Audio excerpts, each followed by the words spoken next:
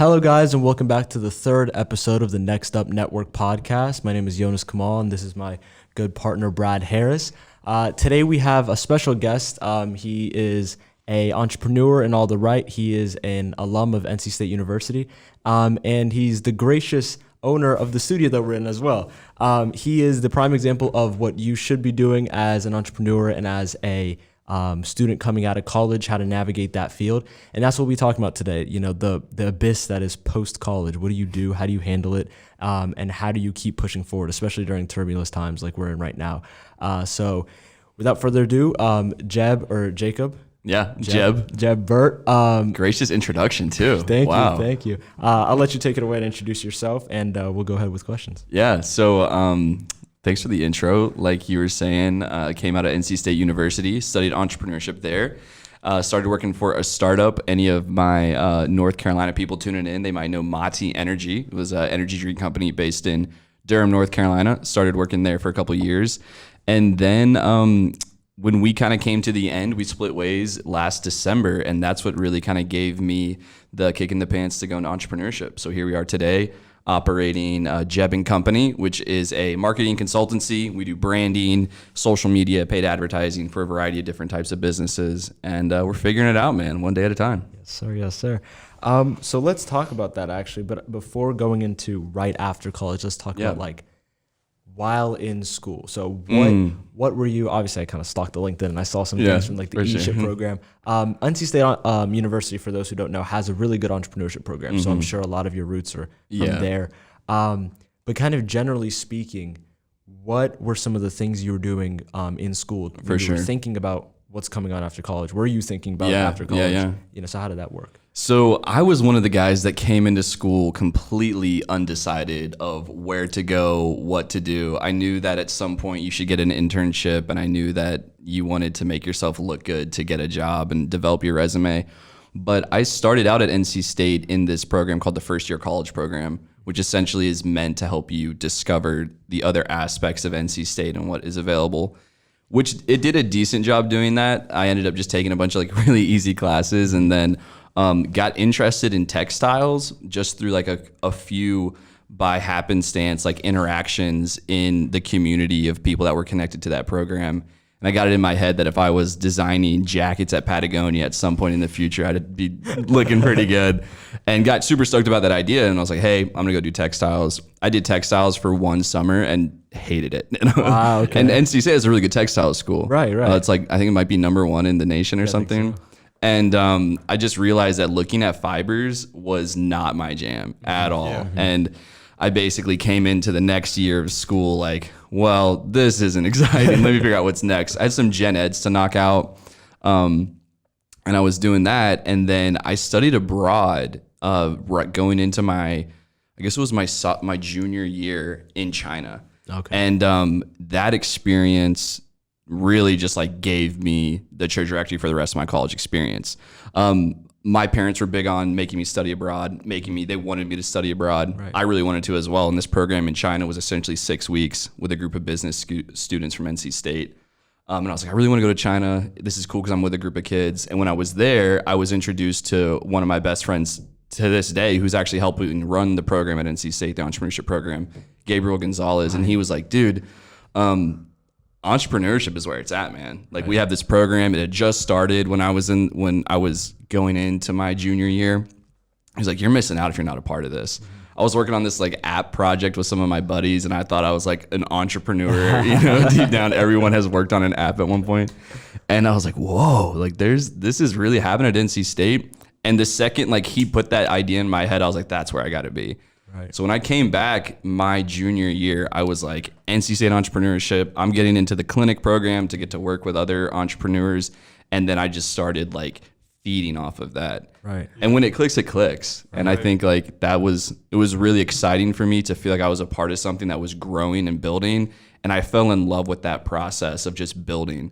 I didn't really know what I wanted to build. I didn't know where I wanted to go exactly, but I knew if I was around people that were like doing things that I thought were exciting, the independence, the ability to just like decide what you were going to do the next day, not really know the future, but know that you were passionate about it was super exciting. And that's how I got introduced to Mati, was through the entrepreneurship program.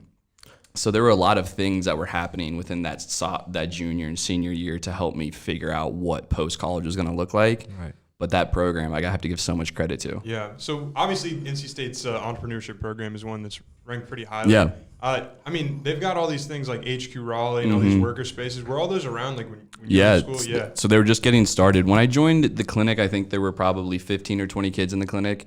And Lewis Sheets, and at this time, Jared Childs, who was working on a couple business concepts here locally, and now works for the delivery company that's partnered with Target. But anyways, they were building this program in its early phase, and we're functioning out of HQ Raleigh. So when I walked into HQ, I was like, this is completely different than a college classroom. And like, you discover co-working spaces for the first time, and you're like, it's this other world. It's so much better than like walking into an auditorium. And the fact that I got to go there and like get course credit for that and like work with businesses, I was like, this is so much more badass than like anything my friends are talking about, anything that I'm seeing happen like in the walls of the business school. Like, this is where I have to be. And I mean, that initial just perception was driving a lot of the initial decision making. It's something we're seeing like all across college campuses, all across the country right now, because I think it's one of the ways that colleges are adapting and growing in a positive way. It makes so much sense, honestly. From my perspective, I'm like, everyone should be figuring out ways to get outside of the classroom, because there's so much to be learned in this, even if it's kind of mock real world, but just like real world scenarios where you're at least like given a legit issue. It just means so much more to the learning experience, but also it just challenges you, because you're like, there's kind of skin in the game with this. I'm gonna go harder on figuring out the solution, doing more research, because I feel like I'm actually helping someone achieve something with this, and like I can never get that out of a textbook.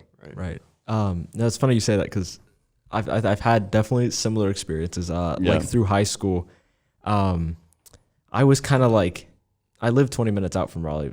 No one really knows, but I kind of came in and out of HQ Raleigh, and I had my kind of aha moment with HQ. And like my junior year, I met Kat Jackson and all the people at District C there, and I was there a lot. And I saw Gabe Gonzalez there all the time. I know who he is. I don't know if he knows who I is. I am, but I met Lewis Sheets there, and it is really just, it's hard to describe. It's like a community aspect, but you kind of have to have your, for lack of a better word, shit right if everyone else's is, right? Everyone's kind of together, everyone's working, and it's kind of a synergy of ideas that's really amazing. But what's interesting that I've learned is I've always in my head kind of compared that, because that is education. I see it as education too. It's a learning experience, and I've taken that and I've always back and forth in my head compare it to what I get in school. Even now, like, I have my own things I work on, and I compare what am I learning here versus what am I learning in school, and what value is it giving me moving forward. I always think about that. So thinking about that same thing, what are some, like, not even just specific skills, but kind of, what are some experiences you had in that program that you think dictated or decided how you went about leaving college and what your next steps were? Yeah. This is a great question, because I think it hits on at the core of like how to kind of separate yourself when you're getting to the end of college. So for everyone listening and a lot of people tuning in, you probably hear about kids doing a lot of stuff at school to build their resume. I'm doing this club, I'm doing this class, I'm positioning myself to do this within what I'm doing at school. And that's great for like certain types of things, like sciences, design, things that you can like really perfect your craft of within like a school setting. I appreciate that. But if you're listening to this and you're trying to figure out a way to move forward in the job market with business, sales, any kind of more general business function, entrepreneurship, you really have to leverage individuals and people to build a network starting really early on in college from my perspective.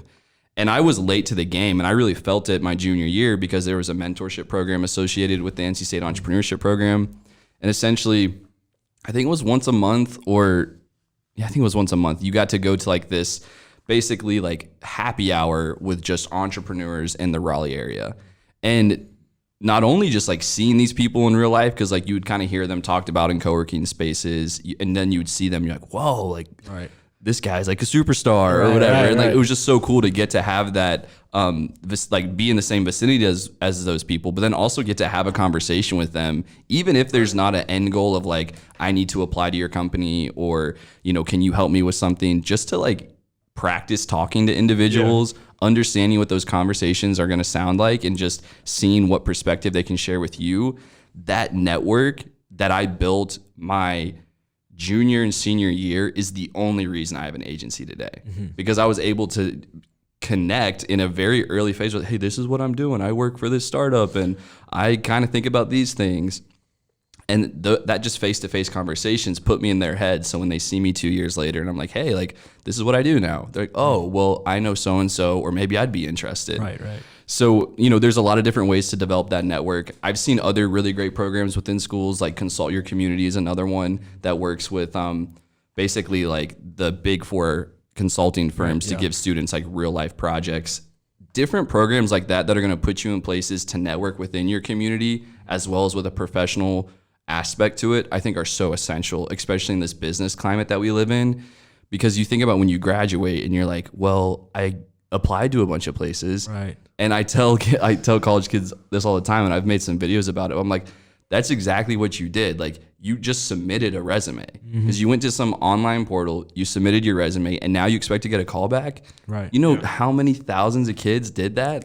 Yeah. And then when you can have someone in your network like, hey, I'm really passionate about this marketing manager position at insert company. These are the 5 things I like about it, and I really appreciated our last conversation. And then they take your resume to the hiring manager.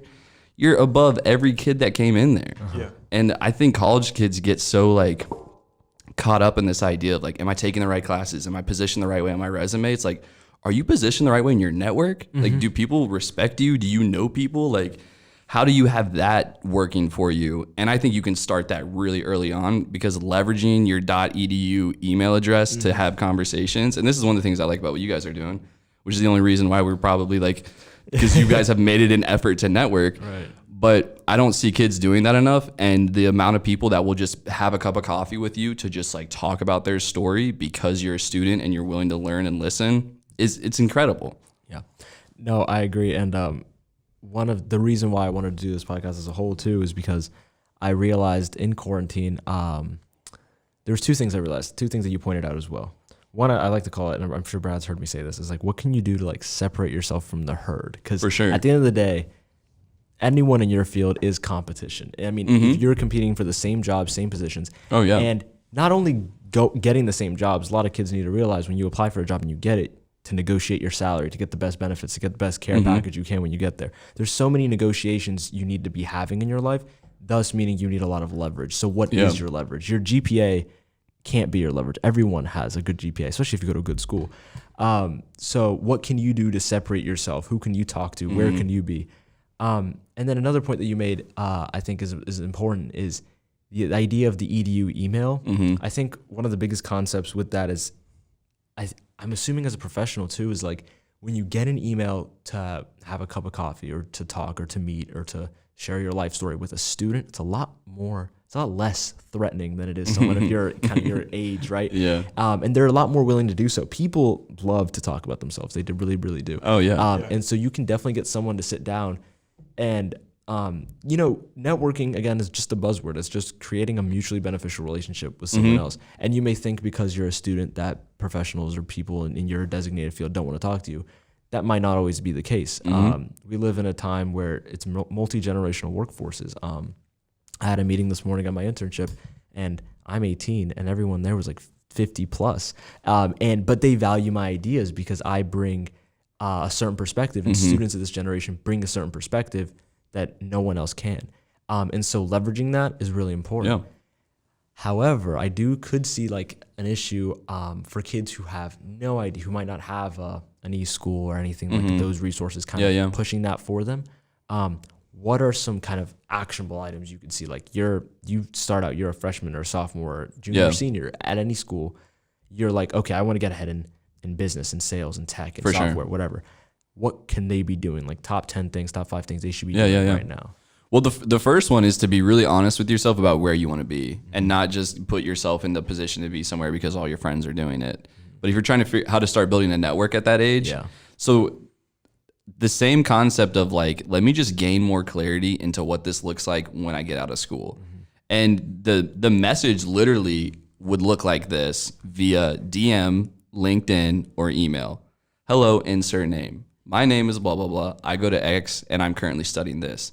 I'm very interested in this field that you're in, and I would love to either schedule a call or sit down with you to talk about your career and how you're currently like progressing during COVID-19, or how did you get into this field, so I can see if it may be something I'm interested in pursuing further in school. You should be sending that to people that are like in your top 5 things that you may want to be doing. You should have conversations like that with 5 to 10 people, easy, and just make that a goal. If you are scared of doing that, then start with your professors. So sit down with a professor and say, hey, like, I really do want to improve my network. And, you know, I don't really know how to start, but, you know, you are a professional in this field. And I mean, they're going to be very friendly about this. I mean, most professors are going to be happy when they see a student takes initiative, because let's be honest, they deal with hundreds of kids that take no initiative. Yeah. So to go to an office hour, sit down and ask a question that's much different along the lines of, are there other people that you think I should be talking to in your network to learn more about X? I would imagine they're going to have at least 2 or 3 people that they could tell you right off the bat. Right. And that's very friendly, because the professor gives you the introduction. All you have to do is just pick up the ball and, you know, have the conversation. And if you're worried about what to say during that conversation, ask questions about the field. Like, just be very matter of fact with the idea, like, I don't really know what this is about, and approach it as a student of the process. To this day, I'll sit down in a meeting, even if it's like a meeting with a client or a meeting with an employee, whatever it may be. And I'm like, look, I haven't done this before, so I just want to lay that out on the table. Like, I haven't had to, you know, with some of my employees, this is the first time that I've been in like a legit management position where I have to hold you accountable for certain things. Right. And to just set the tone of that conversation, I'll say, hey, look, I know we need to have this conversation. I've never had this conversation before, but we have to work through this problem together. And that same type of tone can be taken to a networking meeting. Hey, look, I've never had a networking meeting before, but I'm really excited to talk to you. And I just want to ask a couple questions and learn, because I'm trying to get better. If you just set your intention forth and add some context to that conversation, it wipes away all the barriers. It wipes away all the awkwardness. And then you can just focus on learning. So those are probably like 2 initial methods that I think anyone could do. Okay. And then beyond that, it's like, if you really want to put fuel to the fire, it's just leveraging like all of your digital touch points to your advantage. And one thing, and I think the biggest missed opportunity in terms of digital touch points for students is LinkedIn. I don't understand why students aren't posting updates about courses, updates about projects, things that they're doing over time on their LinkedIn. Because if you think about it, all of the books that you're reading, all of the information you're taking in during lectures should be leveraged as content. It could be, hey, this is something I learned that was really interesting in, I took this class. It was creative and critical decision making. One of my favorite classes. And we would learn, or we would work on really cool problems, and we would figure out really cool solutions, which would have been great LinkedIn posts, but I didn't post a single time about it. Yeah. Or, you know, you have a meeting with a team, a group that you're working on a project with. Like, what are you guys doing? Give an update. And you can like start building just like a bunch of touch points within your LinkedIn community based on the work that you're doing in school. And that gets you in front of more people. It's just the ground game of like, how many people know your name? Are you relevant to your community? And as you're doing all these networking functions, make sure you're connecting with them online, so that when that content goes out, they're like, oh, yo, I just met with that kid last week, and then he said something that was really cool about what? Maybe I want to talk to him about whatever that subject was. To your point, a lot of these old people you're talking to don't know anything about TikTok, don't know anything about Instagram, don't know anything about what coffee shops do we go to? What do we care about when we walk into a local business? And they'll spot check themselves with stuff like that. Like, hey, so, you know, who do you follow on Instagram? Or have you heard about this new like TikTok trend? Or where do you guys go to get coffee? Like, they'll ask you questions like that to spot check themselves, and you have value at the table because you're like, I mean, I hang out with 10 to 15 people, and this is what we care about. And they're like, oh, that's really interesting. And they take that in, and it has value to them. So I would say those are my big 3. And like, what could you start doing, whether you're a freshman or a senior, to start getting the ball rolling? Yeah, I mean, definitely, I agree with the idea of like accepting your own humility as a student, because I think it's something that really makes people almost feel discouraged. Yeah, like they're almost not competent to talk to somebody. Oh, for sure, they're not qualified. Or yeah. But yeah, I mean, that's definitely, once you get over that, I think you're in a good place, right? Oh, definitely. I think also, so let's like walk through the hypothetical situation of a let's student do it. here, right? So you have a student, so they're doing these things, they're pushing these things, and that's honestly a question I have too. Yeah. You know, sometimes the goal of networking with people, meeting with people in your field, you're going to be told at every like networking event to like, or school event or career fair to like meet your professors, go to career fairs, X, Y, and Z. And like you said, it helps you learn about fields. I've also seen that I've gotten to talk to so many people in so many different companies and fields, and not that it hasn't helped clarify things, it has, but it's made so many things all that more attractive of like options to kind of go down. I love the idea of getting to work for a big firm, maybe like a Microsoft internship that has work in like nonprofits because you're making an impact at a big company. But then the idea of something you're doing where you're like, okay, I understand my value, my brand, let me make something out of it and let me do something on my own. So like the entrepreneurship route. And I think that's kind of a question. I mean, the word entrepreneurship didn't gain as much traction as it did in the past. It's so sexy now. Right? So it's like the word that everyone wants to use. How do you know, or when do you know that maybe it's for you? Maybe that path of doing your own thing is for you versus maybe I should just get some experience here or work here. Like, how do you differentiate that when you're coming out of school? So I thought entrepreneurship was super cool, but I was super scared of it. Like, I don't know if I don't talk about this enough, but the idea that like I studied entrepreneurship, I went to an entrepreneurship program, and then I was like very hesitant to start a business, very scared because I didn't have something that I thought was like, this is what I'm going to put my name behind, and this is going to be my jam. And I got really passionate about working for a startup. I thought that was a little lower risk. That didn't pan out, so I guess I got the short end of the stick. But it gave me a good inside look into what like building a business looked like within a team. And then I was just kind of like, I wasn't forced, but I would say like, I was getting pushed into entrepreneurship by something, by a higher power, something, because when I left Mati, I was in this headspace of let me do some freelance projects, but I'm going to apply to Red Hat. I'm going to apply to SaaS. I want a nice, good salary. I've been getting underpaid. I'm like pissed off. And then this freelance work just started stacking and stacking. And I was looking around and I was like, why don't I just do this? Right. And I felt so much more better about it because I had money that I could kind of rely on as that salary, so to speak, because I had some retainer clients. And then from there, it's been off to the races. But I think the question you bring up is really interesting, that it's like everything is sparkly. How do I know what to put myself behind and get into? And at the core of that, and this is what I'm still trying to get better at to this day, but it's just being honest with yourself about what do you want your life to look like? What do you want to be talking about and having in your head every day for 8 hours? Because that's what it's going to be. Yeah. You're going to have to be thinking about this for a shit ton of time. Are you going to want to be thinking about this? And, I know guys that are super passionate about going into sales. And that's what they do. They sell technology products. They crush it. They make good money. They've got a nice lifestyle. They don't necessarily have to be in the office all the time. They've got a balance. But, that's what you're thinking about. You're thinking about that all the time outside of whatever else you do. So for me, I knew that I wanted to be able to, feel like I was actually impacting the bottom line of a business. I wanted to be able to see things that I was creating get put into action and then be able to build. And I feel like in some of those larger corporation positions, you're kind of disconnected from the build. You may be executing on one small function, but you don't necessarily see how it lives, see how people react to it, and then have to like adapt and change off of that.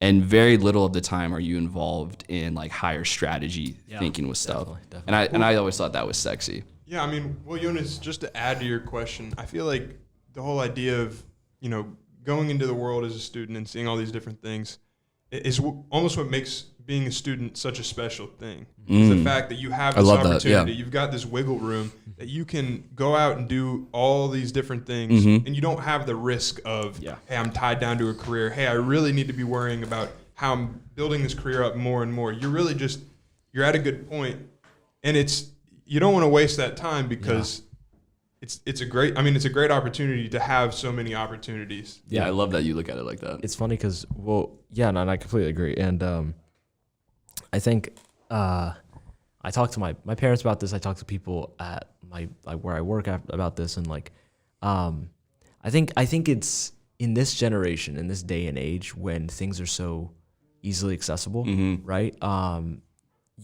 It's almost unforgivable. Not that you can't be successful, unforgivable. But I love it. It's less that. It's more like we live in the information age. You have easy access to almost anything you'd ever want, and if you can't figure out your passions, or at least attempt to do that now, make that move, contact that person, do that thing, now you were never ever in history gonna be able to do that again, right? So, and I like to say this all the time. I tell people, I mean, like, as students, right? These are our 4 and maybe even a little more years where we have no bills, no kids, hopefully, no real stress. School might seem like a stress, but regardless, you'll get over it and you'll get your degree. This is the time of 4 years, kind of a 4-year window where you have nothing constraining you. This is the time you need to do it. And I think students realize that later on. I definitely think it hits at a certain point, maybe in your senior year, like right when you're out, you're like, like I should have done this then. I should have done this then. Yeah. Well, I mean, I don't necessarily think that if you don't do it as a student, you're totally screwed. Oh yeah, for sure. But it's definitely the best time and the best. You're going to have the best opportunities if you have the privilege of attending university. Right. Yeah. So speaking on that case, I guess, what are, aside from, I know you said like you wish you got into the entrepreneurship program earlier, what are mistakes that you think you made in school? Like opportunities you should have caught on earlier that like might have changed the course of things. I mean, I believe everything happens for a reason anyway, but if there was something you could change. I think just being more intentional with my first 2 years, in that like understanding that those were great times to explore things outside of the initial like place that I was put at the university. Using some of those extracurriculars to like try to get introduced to some of the more like, I don't know what you call them, like off script classes of a university. Whether it's like introductions to, engineering classes, things that I like would like more perspective on, but I don't have today. And then, I never really was big in on campus, clubs and stuff. Like I was a big scuba diver. So I was in a scuba training program, and then I helped train scuba divers as well at NC State. But I never got into any of the other like school curriculum stuff or the school club stuff, because the entrepreneurship program became that club for me. Right. And I look back on it and I don't really like hate that, but at the same time I'm like, hey, it might have been interesting to take a step towards just more exploration in those first 2 years. But I was just so caught up in the idea of like, freshman year, I'm just like figuring it out. I was still like trying to figure out like how university worked, like what classes do I have to take and when do I have to take them, and like, kind of navigating that while just hanging out with my friends. And then my sophomore year I just partied, and like I was like sophomore, I look back at my sophomore year and I'm like, that was a great year, but I got nothing. Like I accomplished nothing. And then I think realizing that my junior year was where I just turned it on. Like the guy, like Jeb junior and senior year was not Jeb freshman and sophomore year, because I just realized like I want to improve. My goals in life are to be at this level with this impact, with this income. And I knew that like taking another 2 years to just like chill with the homies wasn't going to get it done. So yeah, it's like, how do you advise that freshman, sophomore to say like, hey, I know you're figuring it out, and I know you're like getting your sea legs with this whole university thing, but like, don't be afraid to like sit down in that club meeting, or like talk to that person, or reach out to people who may not be within your direct thing, to just start gaining that perspective. Right. And if I'd been more deliberate about the professor networking, utilizing those people that were there to support me to really help understand the climate, I may have not made that textiles decision. I may have been in business, and I may have been a semester ahead with the entrepreneurship program. And like, who knows what that would have, maybe I would have had a business when I launched, those types of things, or when I graduated. So yeah, I think you just gotta figure out how you can be comfortable, but yet be purposeful with that exploration. That makes sense. Yeah. So if you had one thing to like leave it off on, to like, you had one piece of advice to give, I feel like there's been a lot of nuggets of advice here. One piece of advice. The one that, what's the one that I stand true by the most? I think, one that I feel super strongly about is the idea that like, you are you, and you have to understand that no one can be you for you. And the reason I say it in that weird fashion is that I see so many kids that walk into the university atmosphere and they say, well, my buddies are here, so I'm going to go there. I know people that graduated with degrees when they were in their last semester, like, I don't even know why I got this, because my freshman year, my friends did this and it was easy. Or I see people that are like taking specific programs and classes because like, oh, she's an easy professor and she does this. That's the wrong way to think about it. And it sounds really good because you can like, you know, get out quick, not do a lot of homework, whatever it may be. But what you need to rethink that process to sit down and internally say to yourself, where do I want to be? What am I excited about right now? And that's where you got to go. Because at the end of the day, your passion, if you let someone else decide your passion for you, then that's where you're going to end up when you work, when you go into the job market, and you're going to be super frustrated with yourself long term. It sounds good and sexy because you're around all your friends in that college phase, but long term, you know, take it from a guy who like made the wrong decision early on in college. That's not what you want to be doing. So I think you got to be super honest and don't be afraid to sit in some peace and quiet, put your phone away, and just take time to understand your psyche, where you want to be and what you're excited about. Got you. Yeah. So that concludes episode 3. Tune back into episode 4 where we'll bring on hiring managers and see like the other side of this, away from the student perspective and more to the business perspective and professional perspective. See if what we said holds true on their end. Be bold, be creative, be yourself, and hopefully you got something out of this. Thank you. Peace.